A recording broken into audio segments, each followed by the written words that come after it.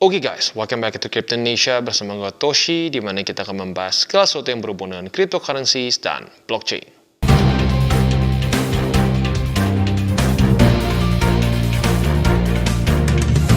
Oke, jadi pada hari ini guys, kita akan update lagi mengenai Terra Luna. Terakhir kita bahas masih $15, sekarang di bawah dari 1 sen. Apa yang terjadi? Apakah Luna rakpul atau tidak? Atau jangan-jangan masih ada kesempatan untuk recovery? Kita cek di video ini. Oke, pada hari ini guys, kita akan update lagi mengenai Terra Luna. Ya, terakhir kali kita membahas mengenai Luna itu saat masih Luna sekitar $15. Dan kita sudah katakan di situ, ya ujung-ujungnya yang paling penting adalah apakah Terra Luna bisa mengembalikan USD kembali ke $1 atau tidak. Ternyata sampai sekarang masih belum bisa dan akhirnya Terra Luna terus kehilangan market cap, ya kehilangan kepercayaan. Tadi kita bahas $15, sekarang sudah kurang dari 1 sen. Dan ranking sudah disampai 211 dengan market cap tinggal sekitar berapa nih? 1 miliaran ya, 1 miliaran US dollars. Jadi lumayan lumayan bikin panik dan ya bisa dibilang ini adalah crash yang jujurnya gue gak nyangka bakal sampai separah ini. Ya, tetapi seperti yang gue bilang, ya kuncinya adalah di USD. Kalau sampai USD-nya belum bisa balik ke $1, Terra Luna tidak akan menemukan kepercayaan lagi menurut gue. Ya, jadi buat kalian yang bingung, kenapa bang? Fokusnya kan harusnya Terra Luna. No, ya fokusnya itu di USD. Karena lagi-lagi fokus dari Project Terra ini adalah membuat stablecoin yang algoritmik. Dan apabila USD belum berhasil kembali ke $1, sangat sulit untuk Terra Luna bisa pulih lagi. Ya, dan pulih lagi itu bukan ngomong kembali ke $100 lah ya, pelan-pelan bisa berjalan lagi. Begitu, itu akan sangat sulit apabila USD tidak kembali ke $1 ya.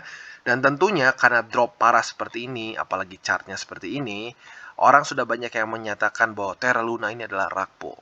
Nah, sebelum kita memberikan predikat rug pull terhadap Terra Luna, kita pelajari dulu apa itu definisi dari rug pull ya. Jadi ini definisi kita ambil dari CoinMarketCap. Rug pull ini adalah sebuah tipe scam ya, yang dimana developer abandon project mereka dan mengambil uang dari para investor ya.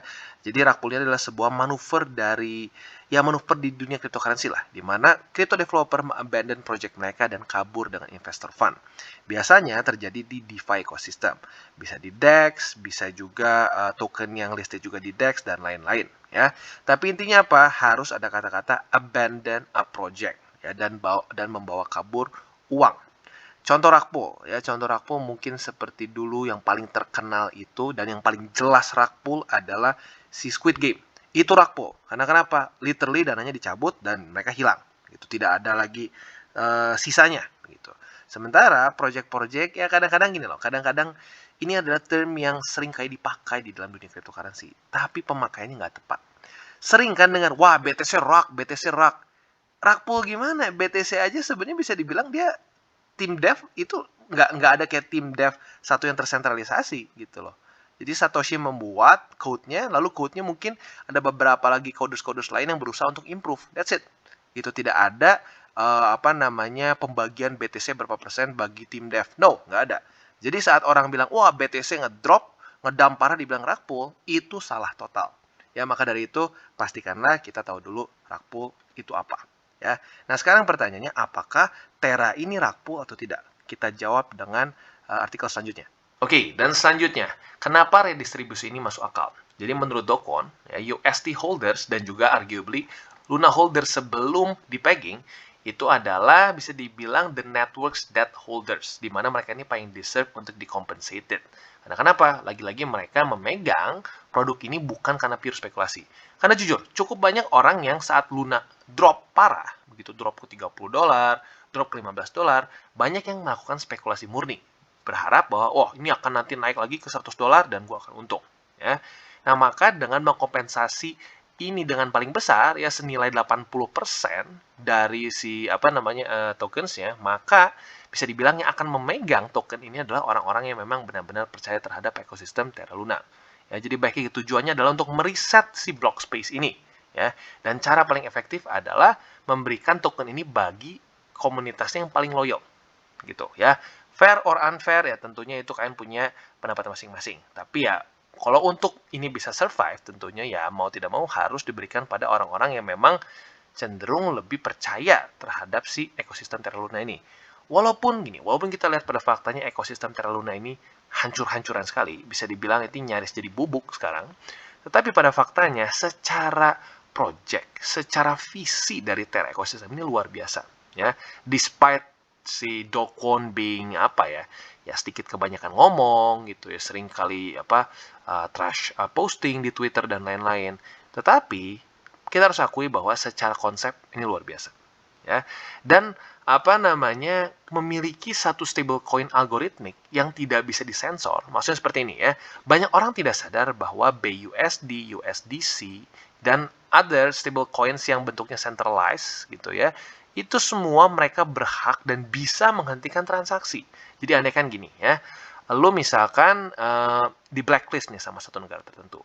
Tiba-tiba nama lo masuk blacklist nih, dan lo mengirim BUSD, atau misalnya gini deh, lo mengirim USDT dari wallet lo ke wallet si B.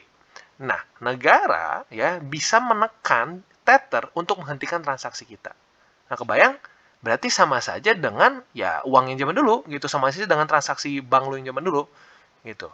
Nah, dengan menggunakan USD, mereka tidak akan tersensor. Otomatis, Terra ekosistem ini menjadi satu duri dalam onak di ekosistem cryptocurrency. Bagi siapa? Central bankers dan juga negara-negara tentunya ya. Lagi-lagi, ya baik lagi ya, kita nggak bisa 100% memastikan bahwa ini terjadi. Tapi pada faktanya, ya Terra ekosistem ini menjadi ancaman besar bagi central bankers. Dan kita tahu central bankers memiliki power yang luar biasa besar. Dan salah satu perusahaan, bahkan arguably perusahaan terbesar dari investment, ini bisa dibilang ya, investment funds lah terbesar di dunia, yaitu adalah BlackRock. Mereka otomatis pasti dekat terhadap central bankers. Dan mungkin saja mereka melakukan ini. Mereka menyerang Terra ekosistem. Karena lagi-lagi, seperti yang kita tahu, cukup banyak rumor yang beredar bahwa BlackRock dan Citadel bekerja sama untuk menghancurkan si Terra ekosistem. Ya, karena lagi-lagi, pas banget saat liquidity USD-nya lagi mau dipindahkan ke pool selanjutnya supaya memperkuat lagi si ekosistem si stablecoins mereka, tiba-tiba mereka bisa diserang tepat di waktu itu. Dan di waktu bersamaan juga smear campaign terjadi di Twitter dan juga short position tiba-tiba meningkat di derivatives market. Jadi kayak terlalu dibuat sempurna sekali gitu. Jadi baik lagi, teori konspirasi ini mungkin terdengarnya masih, wah ya bang itu mah masih konspirasi. Benar-benar. Tetapi terlalu convenient kalau ini bukan diserang secara sengaja. Jadi ya baik lagi. Ya, itu yang menjadi pertimbangan kita. Ya.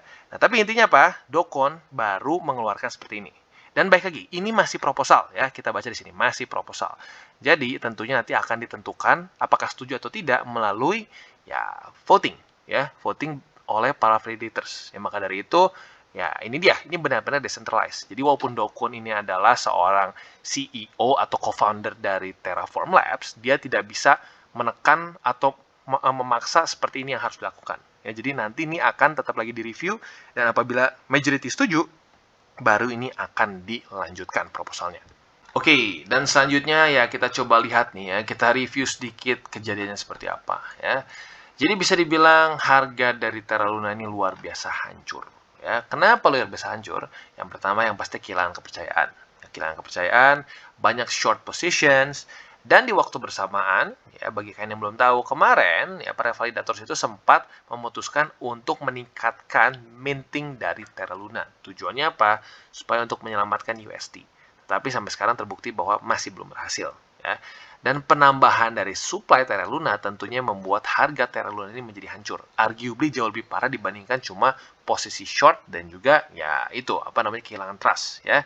Jadi bisa dibilang ini semua terjadi karena penambahan dari circulating supply ya. Kita lihat supply dia jadi luar biasa banyak ya, jadi sekitar berapa ya? 6 miliar. Sebelumnya gue lupa tepatnya berapa ya. Seingat gue itu ratusan ribu seingat gue. Jadi ya otomatis peningkatannya sangat-sangat ekstrim dan tentunya ini membuat harga jadi jatuh parah ya. Jadi lagi-lagi untuk sekarang chart menurut gue untuk Terra Luna nggak guna ya. Literally nggak guna karena kenapa ya? Dia literally secara fundamentalnya berubah total ya. So untuk sekarang yang menjadi sangat penting lagi-lagi adalah USD. Ini menurut gue pribadi ya, karena lagi-lagi ya jangan kalian lupa semua ekosistem Terra Luna ini ditujukan untuk membuat satu algorithmic stablecoins dan DeFi ekosistem. Ya. Dan DeFi ekosistem ini jantungnya lagi-lagi apa? USD mereka. Jadi satu-satunya cara kemungkinan untuk bisa Luna kembali pelan-pelan recover adalah dengan apa? Ya mau tidak mau yaitu USD. Ya. Apabila USD mulai bisa selamat, ya kemungkinan besar Luna ada chance untuk pelan-pelan recover. Berapa lama? We don't know. Ya. Kalau kita lihat di sini ya, USD itu sekarang ada di ranking berapa nih sekarang ya? USD, wow sudah cukup turun ya. Ini dia, ranking 37. Sekarang masih di 17 sen. Ya, apabila dia bisa stabil lagi kembali ke $1, ada probability Luna bisa survive. Ya, karena gini, banyak dari kalian mungkin nggak tahu bahwa pada faktanya Ethereum pun pernah mendapatkan serangan yang luar biasa menghancurkan. Ya, kalau kalian pernah lihat satu koin yang namanya sangat mirip seperti Ethereum, yang bernama Ethereum Classic, mungkin kalian bingung, apa bedanya? Ya, banyak orang berpikir bahwa Ethereum itu adalah the original Ethereum. Ya, ternyata sebenarnya yang original blockchain-nya adalah Ethereum Classic. Jadi buat kalian yang nggak tahu, 2016-an itu terjadi DAO attack yang luar biasa mematikan. Ya, di mana fund dari satu DAO ini tercuri. Itu senilai seingat gua 60 juta US dollars. Tentunya pada masa itu di dunia kripto itu sangat-sangat besar sekali ya. Mungkin kalau secara skala mungkin sebesar ya urusan Luna ini ya, luar biasa besar dan orang banyak yang melihat wah ini abis. Ethereum mati setelah ini ya. Dan kita tahu apa yang terjadi setelah itu terjadi hard fork ya. Hard fork akhirnya terpecah menjadi dua. Ada yang Ethereum Classic, ada yang Ethereum biasa ya, yang ETH. Nah, setelah itu apa? Kita bisa lihat ternyata Ethereum survive. Ya, jadi kalau kita mau ngomong probability-nya, ada nggak network yang luar biasa hancur gitu ya, mereka kena serangan yang luar biasa hancur dan bangkit lagi? Well, itu dia contohnya, Ethereum ya. Karena nggak main-main. Saat mereka kena hack di situ ya, kena V200% attack ya. Itu literally dana sebesar 60 juta US di zaman 2016. That's really big ya. Dan ya ujung-ujungnya kita bisa lihat faktanya bangkit. Ya, jadi bukanlah tidak mungkin Terra Luna bisa pelan-pelan kembali lagi. Ya, walaupun kalau kita lihat dari sekarang secara probability mungkin nggak terlalu besar, tapi masih ada kemungkinan. Ya. Dan cara yang paling benar menurut gua dan paling cepat untuk bisa pelan-pelan bangkit adalah dengan mengembalikan kepercayaannya terhadap Terra USD. Ya, karena gini, lu mau bilang apapun, Terra USD ini adalah sebuah stablecoin. Ya, stablecoin supposed to be stable. Sementara kalau Luna, ya kita tahu bahwa itu adalah satu aset yang ya bisa dibilang harusnya lebih spekulatif. Karena kita tahu itu bisa naik dan turun, tidak ada peg ke berapa dolar. Ya, maka dari itu, andaikan mereka bisa mengembalikan peg ini menjadi $1, kepercayaan terhadap Luna mungkin akan bertambah. Tentunya nggak akan langsung pulih ya. Nggak akan langsung pulih dalam sehari atau seminggu atau sebulan. No, mungkin butuh tahunan. Tetapi, apabila itu bisa terjadi, itu bisa menjadi satu trigger bagi pelan-pelannya recovery dari Luna ekosistem. Oke, dan dalam kondisi market seperti ini, tentunya banyak dari kita cukup enggan untuk meresikokan duit kita lagi ya. Nah, maka dari itu, kita bisa lihat Pionex ini memberikan satu solusi yang cukup unik, ya, di mana kita bisa mendapatkan trial fund. Ya. Nah, trial fund ini bisa kita dapatkan dengan cara apa? Kita klik share button dan mengenalkan ini ke teman-teman kita menggunakan invitation link. Ya, lagi-lagi tidak ada harus deposit atau apapun. Kalian tinggal bagi ke teman kalian qualified juga sebagai invitee. Ya, kalian sudah menginvite teman kalian, sudah register, sudah qualified, kalian akan mendapatkan senilai 1.288 USDT dalam bentuk trial fund. Dan tentunya dengan ini kalian bisa eksperimen SOP baru, eksperimen cara trading baru tanpa harus takut dia kehilangan uang. Ya, jadi kurang lebih seperti itu dari Pionex. Bagi kalian tertarik bisa menggunakan link referral kita di bawah. Oke, kesimpulannya seperti yang kita bisa lihat masih ada plan untuk revival dari Do Kwon ya, dan juga balik lagi itu masih proposal. Banyak juga dari orang-orang di dalam Terra ekosistem bisa mengajukan proposal mereka. Apabila secara majority diterima, itu bisa menjadi recovery plan tentunya ya. So, kalau dibilang rug pull, no ya, dalam secara technical termsnya no. Karena ciri-ciri rug pull yang paling jelas ada seperti Squid Game. Boom, hilang liquidity dan ya udah timnya hancur, hilang, nggak ada jejak sama sekali. Itu rug pull. Ya maka dari itu gue cukup kadang-kadang bingung kalau ngedengar orang BTC drop, wah BTC rug pull katanya. Rug pull gimana gitu loh. It's an asetnya udah kayak lebih mendekati ke emas gitu. Kebayang sih kalau emas dibilang rug pull gitu, mau di rug pull siapa? Gitu. Jadi ya baik lagi ya. Kita harus ngerti dulu apa term rug pull itu sendiri. Dan menurut term dari rug pull seperti kita bahas tadi di depan, no, Luna masih ada berusaha untuk bisa recovery. Ya, jadi kurang lebih seperti itu, dan tentunya baik lagi recovery-nya paling penting adalah pack USD dulu.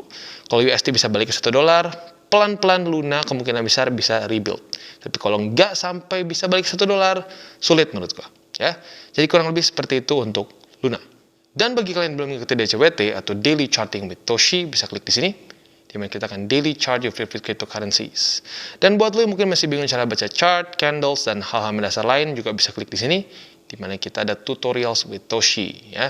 Dan buat kalian yang mungkin belum punya akun di contohnya Pionex, lalu di mana lagi di Bybit, dan di banyak lagi exchange lain, bisa klik link referral di bawah. Dan satu lagi, jangan lupa juga untuk join Telegram group kita, di mana kita bisa ngobrol-ngobrol santai mengenai dunia cryptocurrency secara dua arah. Dan jangan lupa juga untuk like, subscribe, click the bell icon, and see you on the next video.